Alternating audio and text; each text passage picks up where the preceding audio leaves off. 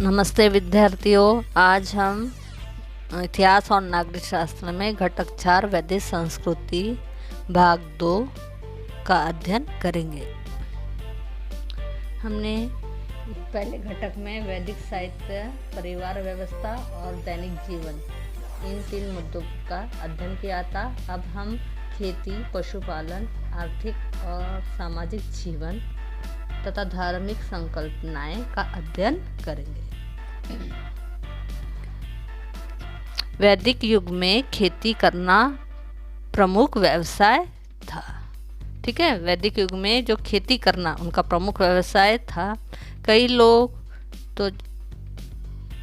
कई बैलों को हल के साथ जोतकर खेतों की जुताई की जाती थी। यानी कई बैलों को हल के साथ जोतकर खेतों की जुताई की जाती थी। हल में लोहे की फाल लगाई जाती थी। अथर्ववेद में फसलों में लगने वाले रोग, फसलों को नष्ट करने वाले कीट और उनके उपाय पर विचार किया गया है। खाद के रूप में गोबर का उपयोग किया जाता था। देखो, जो हमारी जो आज की संस्कृति है वो लगभग उस वैदिक युग से लगभग मिलती जुलती है। जो परंपराएं उस समय जो संस्कृति और परंपराएं थी, आज भी हमें वो दिखाई दे रही है।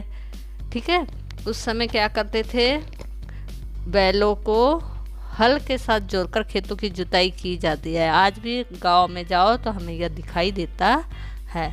लोहे की फाल लगाई जाती थी हल में, आज भी हमें दिखाई देता है।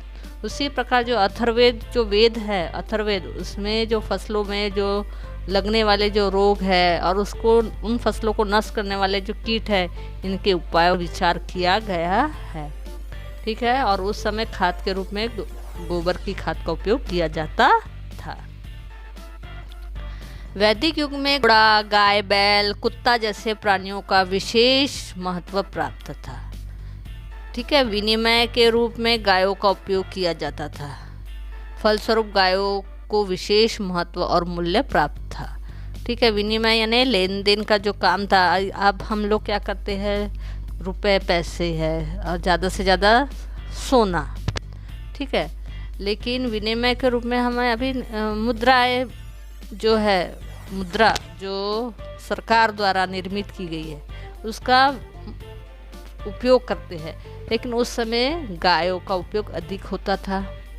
गायों को कोई चुरा कर ना ले जाए, इसकी विशेष सावधानी बरती जाती थी। आपको पता है, गायों को बहुत महत्व था। विनिमय के रूप में गायों का उपयोग होता था, इसलिए उसकी सुरक्षा भी वे करते थे। घोड़ा अति वेगवान पशु है। वेगवान यानी तेज दौड़ने वाला। उसे पालतू बनाकर रथों में जोतने में वैदिक युग के लोग पारंगत थे। यानी उस समय यातायात के साधन के रूप में ये अपने डीजल से चलने वाले वाहन नहीं थे, तो उस समय घोड़े का उपयोग किया जाता था रथों को खींचने के लिए और अपने जो आवश्यक कार्य है, ठीक है, उनका उपयोग करते थे। उन्हें पालतू बनाते थे और उसका उपयोग यातायात या अन्य कार्यों में वे करते थे। वैदिक युग में रथों के पहिए आरे वाले थे। ठीक है, जो आरे वाले यानी ऐसी जो धारियां थी, उसमें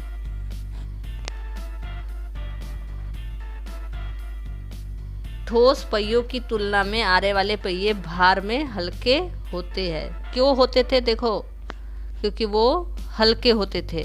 घोड़ों से जूते हुए तथा आरे वाले पहियों के वेदकालीन रथ बहुत वेगवान हुआ कर समय जो हमने देखा था, आपने रामायण, महाभारत या महाभारत में आपने देखा था, श्री कृष्ण, भगवान श्री कृष्ण का रथ देखा होगा, अर्जुन का रथ देखा होगा, या महापुरुष और जो महाराजा राजा थे उस समय वो रथों में सवारी करते थे और तेज दौड़ना चाहिए तो वो घोड़ों का प्रयोग करते थे और वो हल्के पहिए धारे वाले उनका उपयोग वे अधिक करते थे। तो हम इनके जो उनका ये सब देखकर, उनकी जो परंपरा, उनका जो व्यवसाय, कृषि, ठीक है, या खेती, आर्थिक और ये सब देख के हमें क्या महसूस होता है, वो कितने बुद्धिमान होंगे। ठीक है, उनको किस वस्तु का किस प्रकार प्रयोग करना वो कितना उन्हें ज्ञान था। और ये सब ज्ञान काय में दिया था आपको पता है, ये जो 4 वेद थे, इन चारों वेद में हमें इनका ये सब ज्ञान प्राप्त होता है। आपको और बता दें कि जो घोड़ों को अश्व कहते हैं, ठीक है, घोड़ों को अश्व कहते हैं। किसी इंजन की गति के मापने के लिए जिस इकाई का उपयोग किया जाता है उसे अश्व शक्ति यानी हॉर्स पावर कहते हैं, ठीक है। यानी हमने देखा होगा, यानी किसी इंजन की गति मापने के लिए जिस इकाई का उपयोग किया जाता है उसे अश्व शक्ति कहते हैं। के नाम में हॉर्स पावर, यानी हॉर्स पावर यानी घोड़े से उसकी गति को संबोधित किया गया है। वैदिक युग में खेती और पशुपालन के अतिरिक्त अन्य अनेक व्यवसाय का भी विकास हुआ है, ठीक है। पशुपालन के साथ और खेती के साथ अन्य व्यवसाय का भी विकास हुआ है।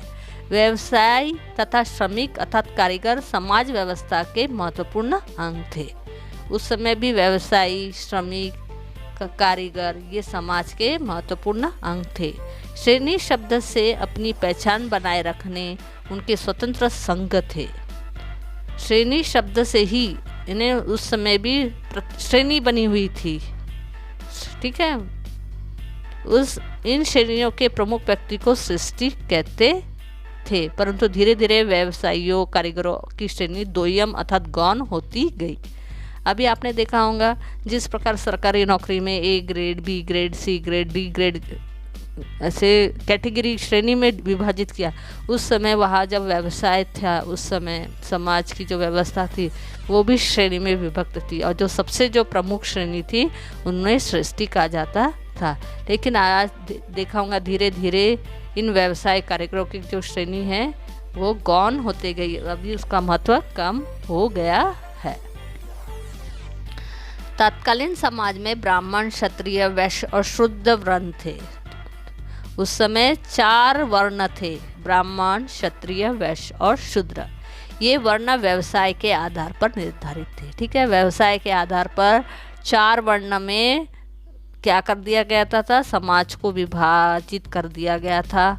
कालांतर में ये वर्ण जन्म के आधार पर निर्धारित किए गए। धीरे धीरे ये जो 4 वर्ण जो व्यवसाय के आधार पर निश्चित किए गए थे, धीरे धीरे इनका क्या हो गया, जन्म के हिसाब से श्रेणी निर्मित हुई।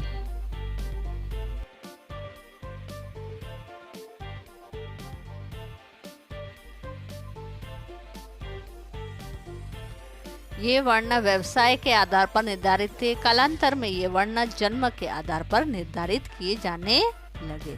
इस प्रकार जातियां उत्पन्न हुई। इस जाति की व्यवस्था के फलस्वरूप समाज में विषमता पैदा हुई, ठीक है। ये जो जाति जो बने थे ये व्यवसाय के आधार पर बने थे, लेकिन ये इतने मजबूत हो गए कि इन्हें फिर जन्म के आधार पर माने गए।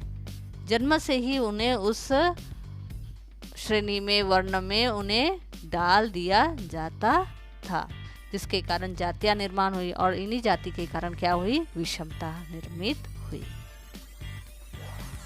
आदर्श जीवन कैसे जिए, इस बारे में वैदिक युग में कुछ संकल्पनाएं रूढ़ हो गई थी, ठीक है। उनमें जन्म से लेकर मृत्यु तक के 4 चरणों को 4 आश्रम कहा गया। पहले चरण में तात्पर्य ब्रह्मचर्याश्रम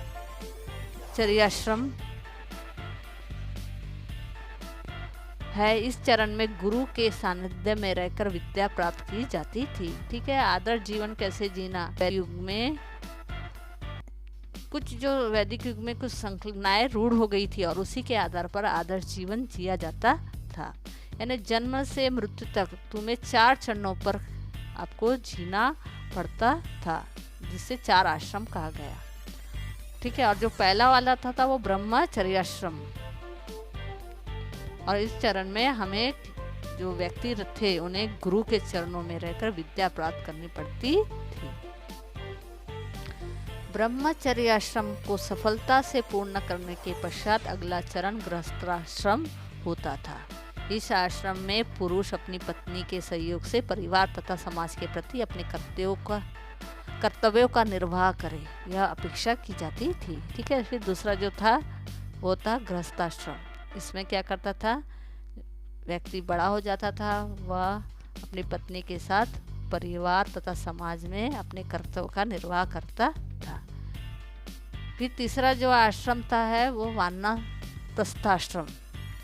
इस चरण में मनुष्य घर बार का मोह त्याग करके दूर चला जाता था। ठीक है, यानी बच्चे बड़े हो जाते थे उनके, और उस समय फिर वो भ्रमण करते थे, दूर चले जाते थे, निर्जन स्थान पर रहे और अत्यंत सात्विकपूर्ण जीवन बिताए, यह अपेक्षा की जाती थी। चौथे चरण से तात्पर्य संन्याश्रम है। इस चरण में मनुष्य सभी रिश्ते नातों को त्याग कर मानव जन्म का अर्थ समझने में जीवन व्यतीत करे, बहुत समय तक एक स्थान पर न रहे, यह संकेत निहित था। ठीक है, उस समय ऐसे 4 क्या दिए थे जीने के लिए, क्या थे?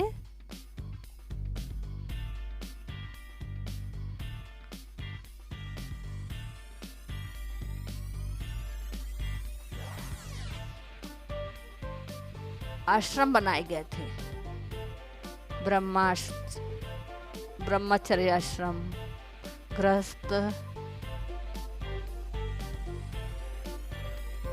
गृहस्थ आश्रम, फिर है वानप्रस्थापन, और आखिरी वाला क्या था?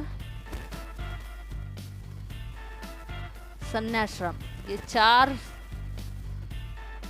आश्रम के सहायता से वह जीवन यापन करता था, जिसमें जीवन का संपूर्ण जीवन में वह क्या करता था? 4 आश्रम से अपना जीवन यापन करता था।